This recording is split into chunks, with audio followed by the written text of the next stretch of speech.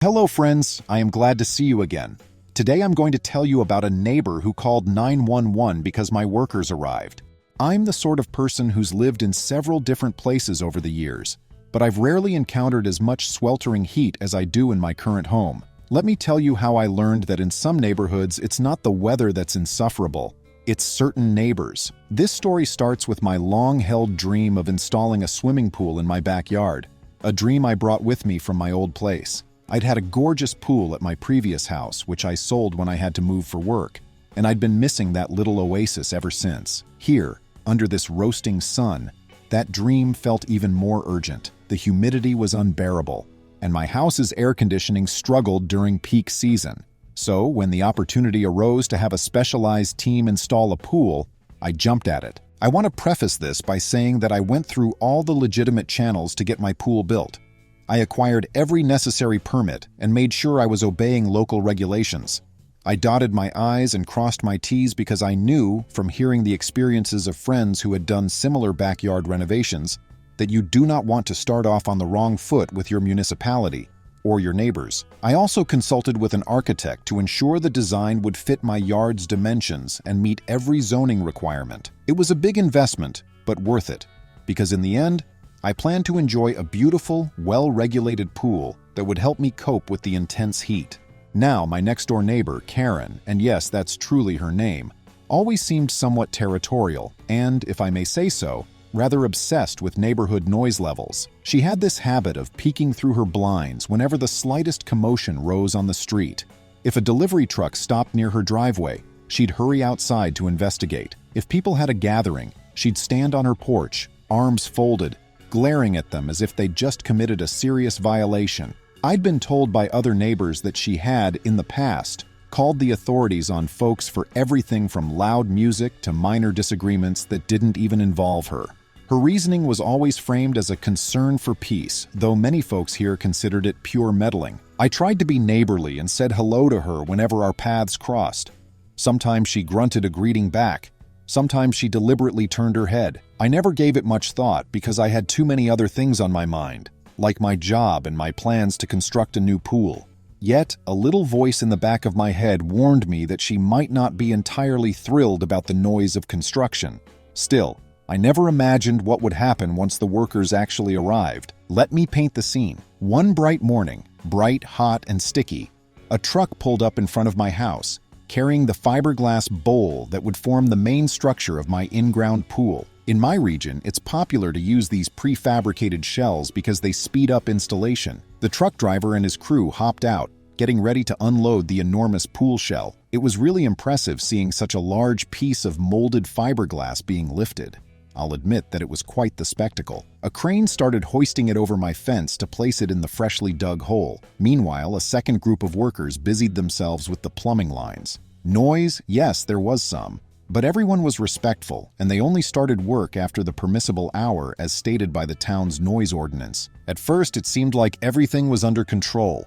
I'd set out bottled water for the workers, put out a couple of folding chairs for them to rest when they needed a break from the sun, and made sure nobody blocked my neighbors' driveways. I felt pretty organized, which is somewhat rare for me because I can be scatterbrained, but I was determined to keep this project as seamless as possible. Then I caught sight of Karen's face in her window. She stood behind her blinds, peering through them like an old-time movie villain. Suddenly, I heard a voice from behind me. "Hey, do you see that lady?" It was the crane operator pointing toward Karen's house. She had slipped out into her backyard and was filming the entire operation with her phone. She was also talking into it, possibly narrating her own version of events. I gave a little wave, hoping to appear friendly, but she did not acknowledge me. That's when I sensed that something was off. I overheard a snippet of her phone conversation.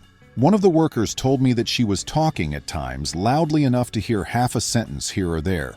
She was using phrases like, "They're messing up the property line, and this is going to be so noisy." I shook my head, thinking, she can't be serious. We have all the permits, and we're not violating any noise restriction. I even spoke with the county inspector, but I didn't let it get to me. I couldn't do much other than stay polite and continue with the job. If she had concerns, she could have talked to me or to the local authorities in a calm manner. I never guessed she'd jump straight to a 911 call. About half an hour later, just as the crane operator was delicately lowering the pool into the ground, I spotted a patrol car pulling onto my street. My heart sank, and my immediate reaction was, "What in the world?"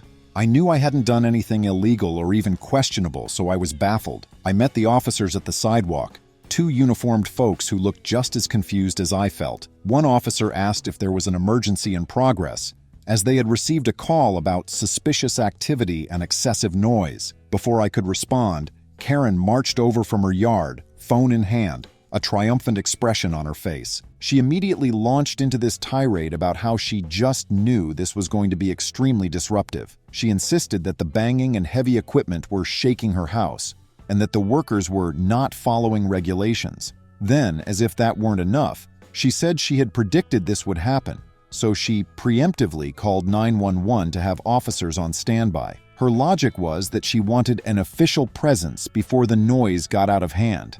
I remember standing there, stunned, wondering if I was hearing her right. I never knew anyone would call 911 just because they anticipated noise.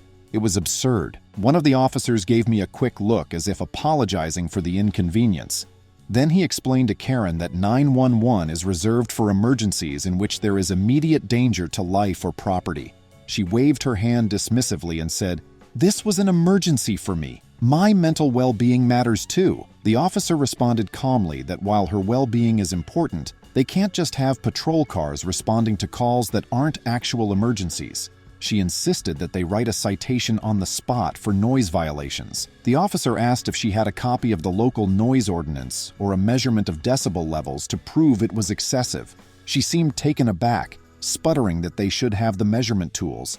And how was she supposed to measure it? I quietly informed the officers that not only was I within the legal work hours specified by the local ordinance, but I also had a permit from the county for the construction. Then, I calmly explained that the workers had only just arrived that morning and that we'd be done with most of the heavy lift portion of the project by the afternoon. I offered to show the officers my paperwork, including the permit. One of the officers nodded, and we stepped into my home office while the other officer spoke further with Karen. From inside, I caught fragments of her yelling, "They're going to ruin the property values," and "This is my neighborhood too." By the time I re-emerged, the officers looked thoroughly exasperated. They told me everything was fine and that I could continue.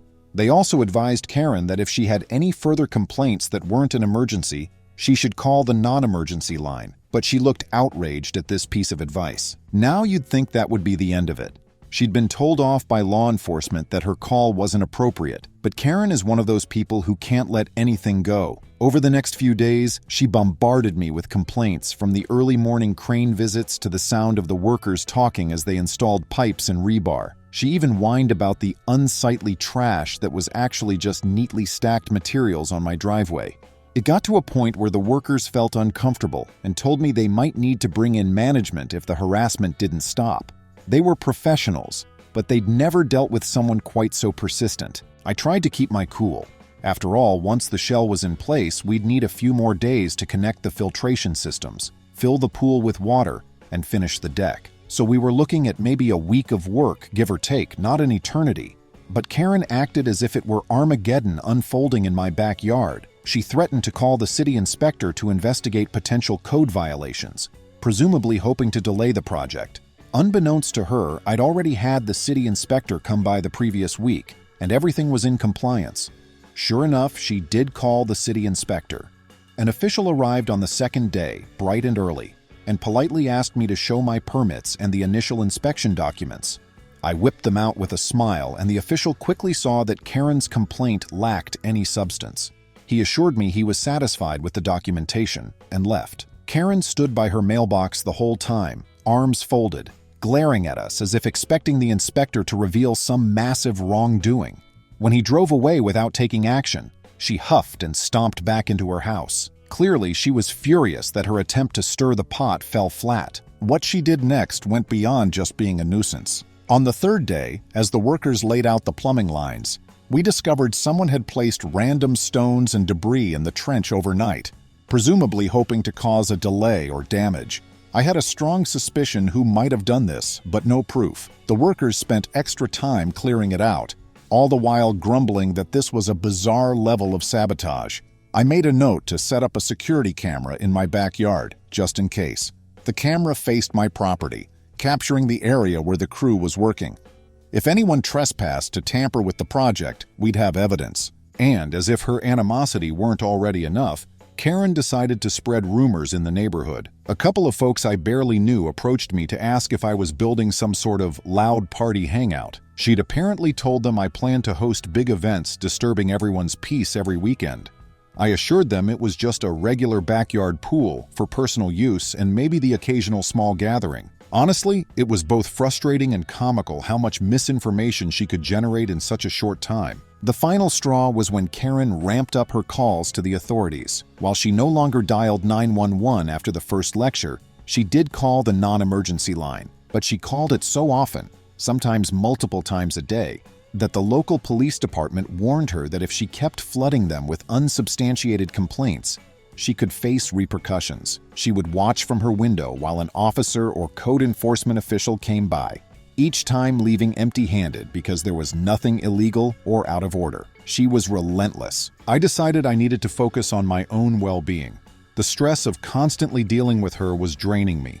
I told the construction crew to finish up as efficiently as possible, but to maintain their quality standards.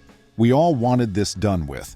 Luckily, they were able to expedite certain steps without compromising safety or craftsmanship. Despite the sabotage attempts, the random debris found in the trench, and Karen's repeated attempts to get us shut down, the pool was installed in about a week. After the pool was filled and the filtration system was up and running, I let out a huge sigh of relief. I took my first dip in the new pool, a lukewarm plunge that was still cooler than the scorching air outside.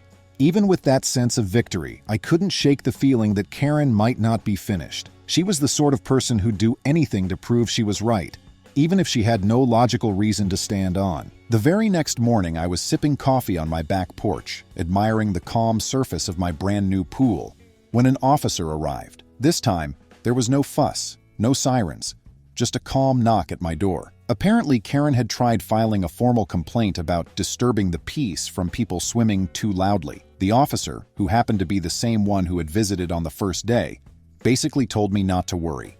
However, he did note that Karen's phone calls were becoming a problem. He hinted that there might be an investigation into whether she was abusing emergency resources. He left it at that, but I got the sense that Karen was about to have some serious trouble if she didn't quit. To be honest, part of me felt bad for her at that point.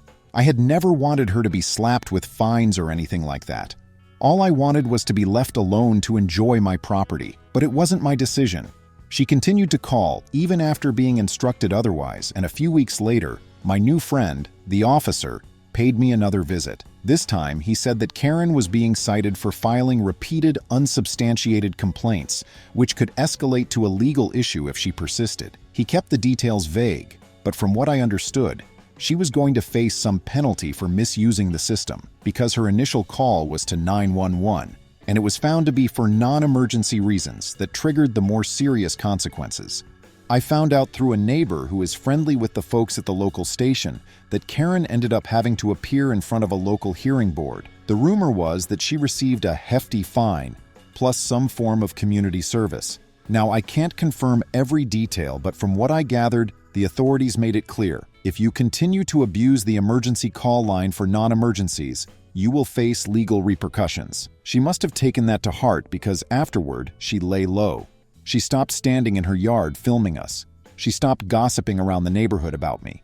It was quite a shift. Meanwhile, life moved on. My biggest project was landscaping around the new pool, setting up a few lounge chairs and planting some decorative shrubs to give the yard a more finished look. I resumed my normal routine, going to work, hosting a few friends on the weekends, and enjoying the water on those particularly brutal days. I learned to keep an eye out for any more suspicious tampering. Thankfully, none occurred. During all this, I developed a subplot of sorts. My best friend, Rita, had faced a similar issue in her own neighborhood across town. She told me stories of her neighbor who had strong opinions about how fences and hedges were supposed to look, going so far as to cut Rita's hedges himself in the middle of the night. It made me realize that while Karen's antics were extreme, neighborly disputes happen everywhere. Rita and I swapped war stories about property lines and busybody neighbors.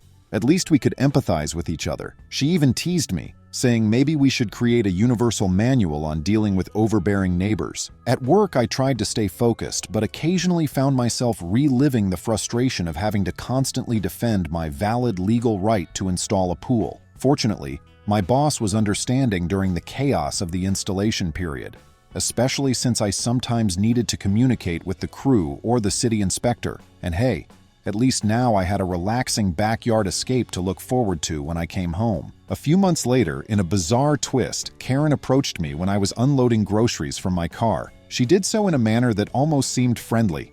She cleared her throat and asked if I'd had any water problems, referencing a big storm that had rolled through the previous day. Apparently, her yard had minor flooding in a corner, and she was wondering if my pool had any drainage solution that might also help her. I stared at her, not quite believing she was speaking to me civilly. I chose to be cordial, though. I gave her the contact info for the pool installation company, suggesting they might offer her advice. She mumbled something like thanks and hurried off.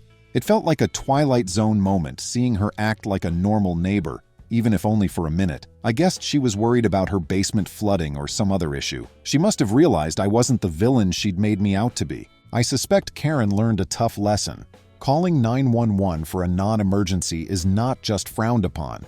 It's punishable by law. Even calling the non-emergency line too frequently without legitimate cause can lead to consequences. She found that out the hard way, and I imagine the fine was steep enough to make her think twice. I never rubbed it in her face or gloated.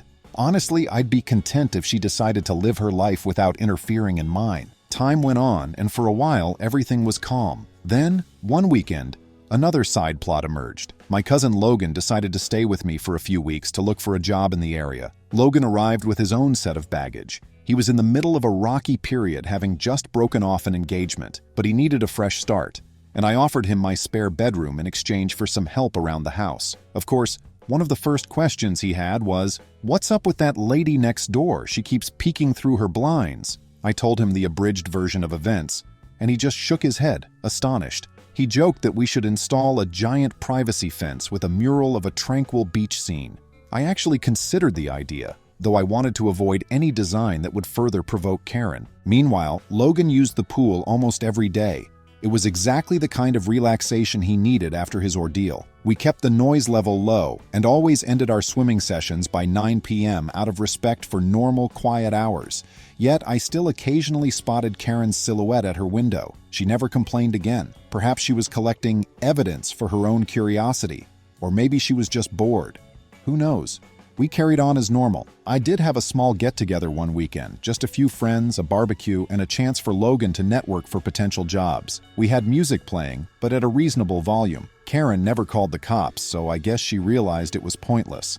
A few neighbors did drop by to say hello, lured by the smell of burgers on the grill. I figured it was a good chance to show them that my pool didn't create non-stop chaos. Everyone was respectful, and the kids who came had a blast. By the end of the day, the yard was still tidy, and the music had never been louder than a conversation level. It was a stark contrast to the apocalyptic scene Karen had originally predicted. The question many folks might ask is, did Karen apologize?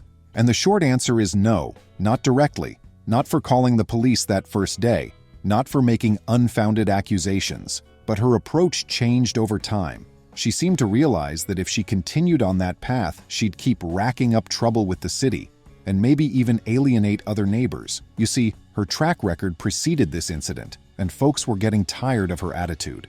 In fact, I heard that a neighbor 2 doors down had previously received a visit from animal control because Karen complained about aggressive barking. That neighbor's dog was an 8-year-old golden retriever that rarely barked at all, so she had a habit of stretching the truth or calling authorities without good cause. By fall, I was thoroughly enjoying the pool, especially since the scorching summer had tapered off into cooler, more manageable temperatures. I'd occasionally use the pool in the mornings before work, just doing a few laps to start my day. The best part was how quiet my yard had become. No more daily intrusions from the police or code enforcement. It was peaceful, just as it should be. Of course, Karen's comeuppance, if you want to call it that, was well-deserved. Even if she didn't acknowledge it, getting penalized by the city was a direct result of her own choices. It reinforced for me that no matter how meddlesome someone is, if you keep things legal and well-documented, you stand on firm ground. Eventually, the truth will out, and the system will sort out who's really violating the rules. There was another subplot.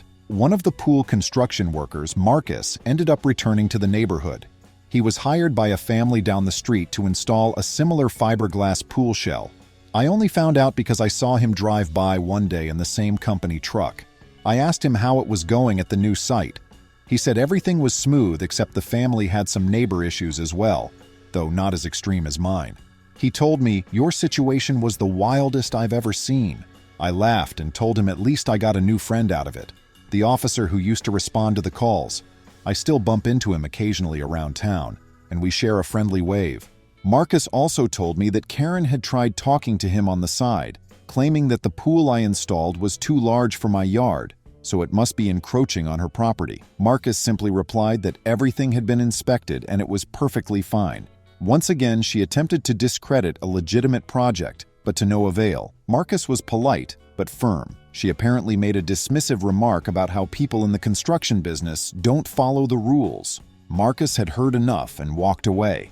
That conversation alone said volumes about Karen's approach to life. She seemed determined to create chaos rather than find constructive solutions. Around the end of the year, when winter weather started creeping in, Karen's presence faded even more. People stayed inside, and there wasn't much reason to be out. Occasionally, I'd see her in her front yard, bundled in a thick jacket, checking her mailbox. She'd give me a curt nod or no acknowledgement at all.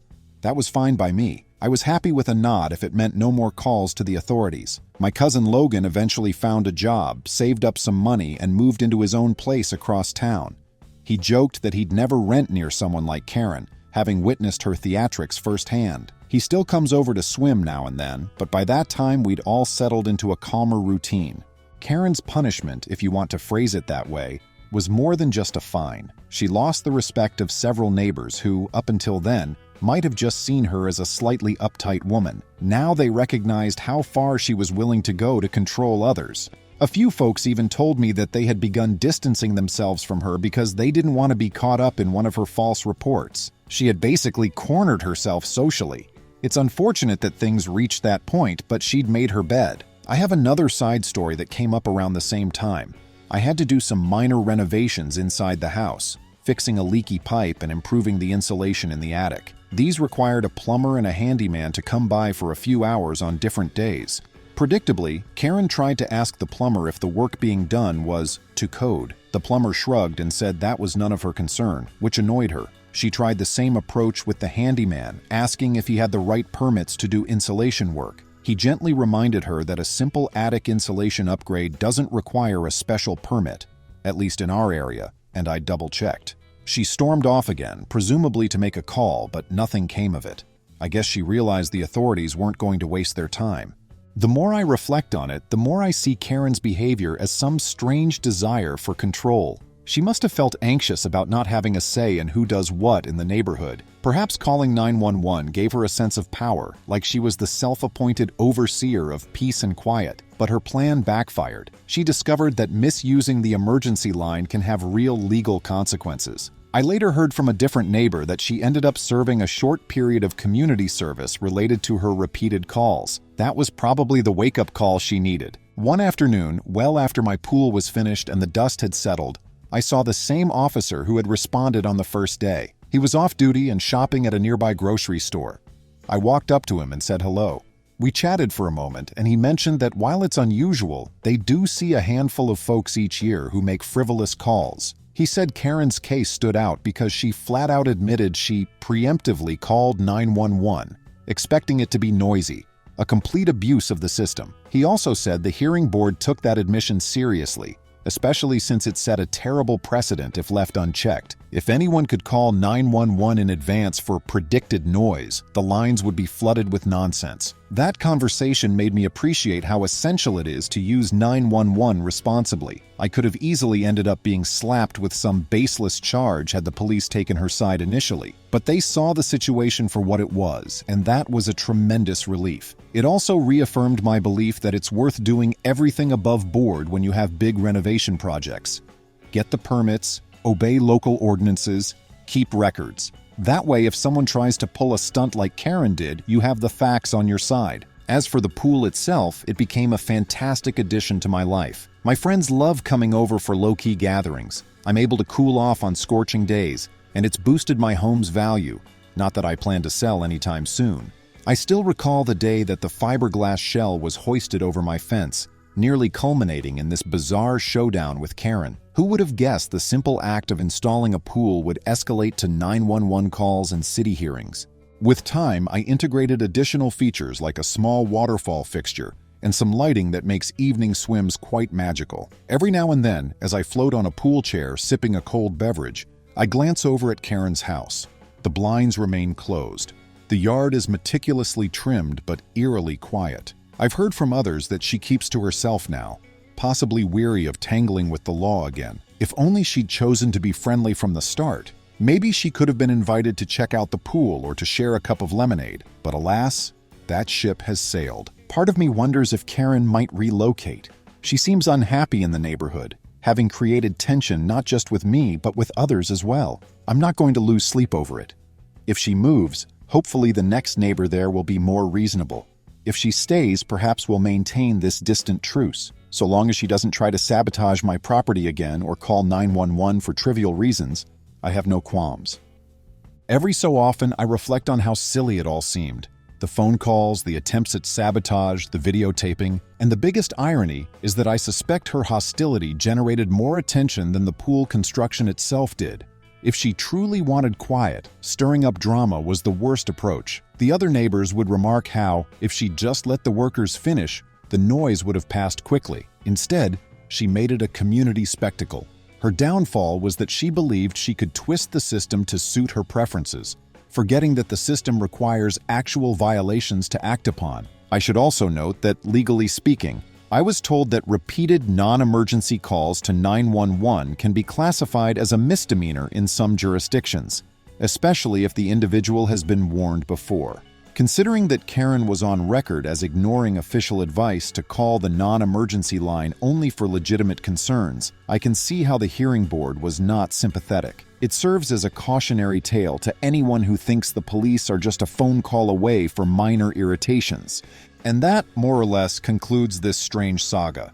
I never wanted conflict or drama, but I sure got a heaping dose of it. On the bright side, I've now got a nice, refreshing pool that takes the edge off the relentless heat. I also learned the importance of being thorough with permits and documentation, and I discovered that sometimes the best way to handle an unreasonable neighbor is to keep your cool, literally and figuratively, while letting the authorities do their job. In the end, Karen was the one who faced consequences, not me. It's one of those life lessons you don't forget.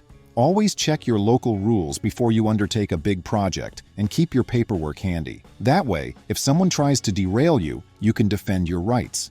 No matter how absurd the circumstances become, the truth typically comes out in the end. As for Karen, I hope she's learned that calling 911 to complain about predicted noise is no way to solve anything. Maybe she'll find a new hobby that doesn't involve policing the neighborhood. One can only hope. At this point, I'm content to let the memory of this incident fade. I've done everything I needed to do, both legally and ethically, and my pool stands as a testament to perseverance. My circle of friends, some of whom became closer to me during this ordeal, still share this story whenever someone mentions having a difficult neighbor. It's a reminder that, no matter how bizarre the conflict, patience and proper procedure can triumph over meddling busybodies. And who knows, maybe next summer I'll even throw a neighborhood pool party and see if Karen decides to come. Though let's be honest, that's probably not going to happen. Friends, thank you. See you soon.